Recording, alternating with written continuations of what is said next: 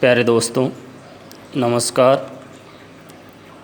और सभी जो विद्यार्थी अवगत हैं मुझसे, जो अच्छी तरह जानते हैं इस फील्ड में अंग्रेजी के एक शिक्षक के रूप में, अब आज हम इस समय में काफ़ी चिंतित हैं कि कोरोना वायरस की चपेट में आने के कारण आज सभी विद्यार्थी जो इन गर्मी की छुट्टियों का लुत्फ़ उठाते हैं कि वो एडवांस तैयारी करना चाहते हैं और हर साल जैसे कि हम करवाते हैं और करते भी हैं, लेकिन इस समय ऐसा प्रतीत नहीं हो रहा।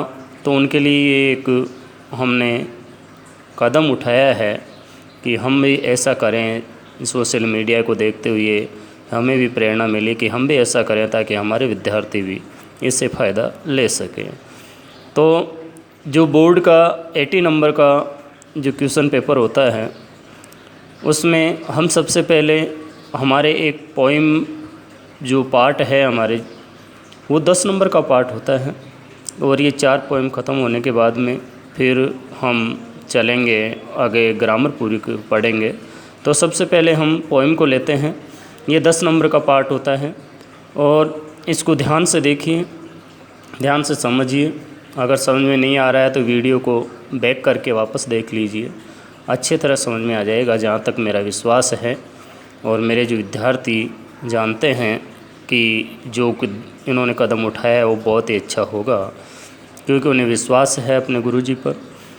तो ध्यान से देखिए और वीडियो को अंत तक देखिए। आपको क्वेश्चन आंसर भी करवाए जाएंगे, एक एक चीज़ करवाई जाएगी, चिंता न करें आप। तो देखिए, हमारी जो 10th क्लास में बोर्ड में जो फर्स्ट पोइम है रिस्क फर्स्ट पोइम है, उसका हम फर्स्ट स्टांजा ले रहे हैं। आज शुरुआत करते हैं और उसका जो पोइट है जेनेट रैंड। तो देखिए विद्यार्थियों, सबसे पहले कि अगर पोइम और पोइट का नाम हमें याद हो जाता है तो हमारा 1 नंबर तो 80 नंबर में से 80 में से 1 नंबर तो हमारा वैसे ही तैयार हो जाता है। 4 पोइम हैं, 4 पोइम के नाम और 4 पोइट के नाम हमें याद करने हैं। सबसे पहले तो यही काम करें हम। तो इनका देख आपको बुक अपने साथ में रखें और उसमें से अच्छी तरह देखते रहें। हम देखते हैं रिस्क फर्स्ट पोइम है और रिस्क का मतलब हम जानते हैं कि जोखिम, खतरा मोल लेना। इस पूरी पोइम में पोइट जेनेट रैंड ये कहता है कि लाइफ पूरी रिस्क से भरी हुई है, कदम कदम पर रिस्क है। जो ही हम आगे बढ़ने की कोशिश करेंगे, रिस्क लेनी ही पड़ेगी हमें किसी भी काम को करने के लिए। और जो रिस्क नहीं उठाता है वो वास्तव में सबसे बड़ा नुकसान है ज़िंदगी में। तो हमें रिस्क उठानी चाहिए। तो देखते हैं हम फर्स्ट लाइन इसकी, फर्स्ट स्टैंजा की क्या कहती है।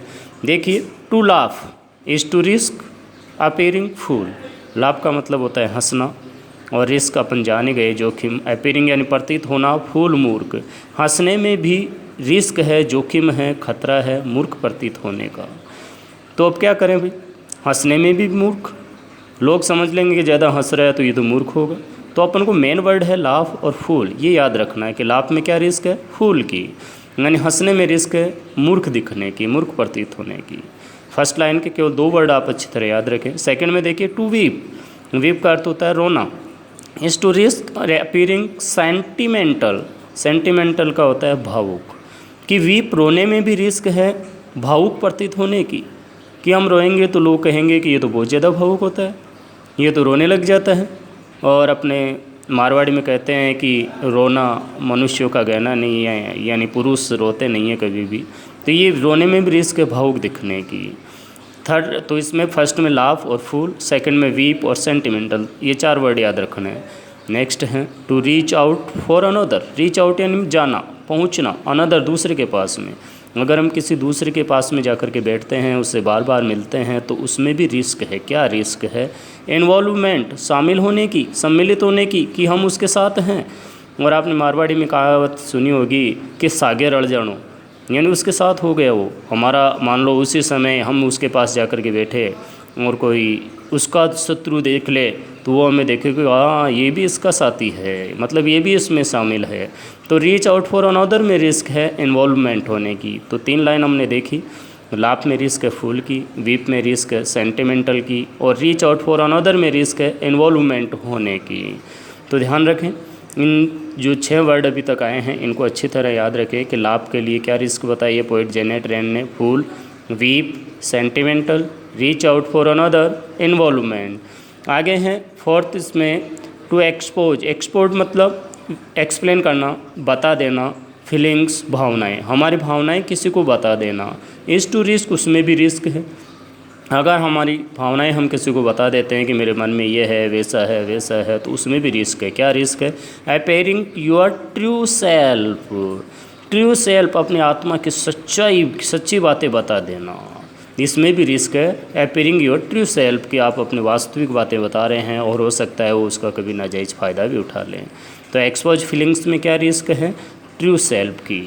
आगे नेक्स्ट है to place ideas and dreams, to place रखना, लोगों को सामने रखना या कह देना, आइडियाज़ अपने विचार और ड्रीम अपने स्वप्न, अपने विचार और अपने स्वप्न अपन किसी को बता दें बिफोर ए क्राउड, एक भीड़ के सामने। अगर भीड़ के सामने हम अपने सपनों का और अपने विचारों का अगर किसी को वर्णन करें वहाँ पर, तो उसमें भी रिस्क है। क्या रिस्क बताइए इसने?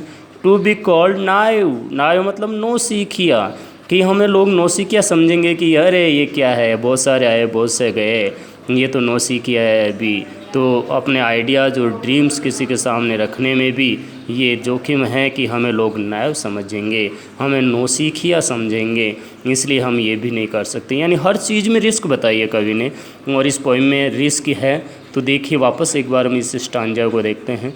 To laugh is to risk appearing fool, to weep is to risk appearing sentimental, to reach out for another is to risk involvement, to expose feelings is to risk appearing your true self, to place ideas and dreams before a crowd is the risk to be called naive। तो आपको याद क्या करना है? laugh, fool, weep, sentimental, reach out for another, involvement, to expose feelings, appearing your true self, place ideas and dreams before a crowd, naive, called naive। तो ये first stanza आज हमने लिया है कि आप देखिए कितने, और अगर आपको अच्छा लगे तो कमेंट कीजिए, हम आगे चलेंगे और इस पूरी पोएम को कल पूरी करेंगे और इसके क्वेश्चन आंसर भी करेंगे। तो ध्यान रखिए 4 पोएम्स हैं हमारे और 4 पोएम है 10 नंबर की। इसमें एक तो आता है स्टेंजा आता है, और स्टेंजा जो होता है वो 4 नंबर का होता है। 2 पोएम में से स्टेंजा आते हैं, 2 स्टेंजा वहाँ पर आएंगे और 2 में से हमें कोई एक करना है और उसमें क्या पूछता है ये? रेफरेंस, कॉन्टेक्स्ट और एक्सप्लेनेशन करवाता है। रेफरेंस हमारा याद हो जाता है हमें अपने आप ही, अगर पोइट और पोइम का नाम याद है तो। कॉन्टेक्स्ट हम सीखेंगे, एक्सप्लेनेशन सीखेंगे। ये तो 4 नंबर का एक क्वेश्चन होता है।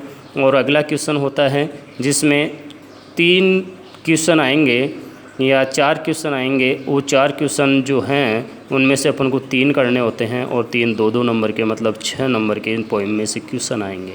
तो 6 और 4 10 नंबर के होते हैं और 4 पोइम है, चारों इंपॉर्टेंट है। हर में से आएगा या तो स्टेंजा आएगा या क्वेश्चन आएगा, क्योंकि 3 क्वेश्चन करने हैं, 1 स्टेंजा करना है, 4 करने हैं, 4 पोइम है हमारे पास, अलग अलग आएगा, श्योर है। तो ध्यान रखें और अच्छे शुभकामनाओं सहित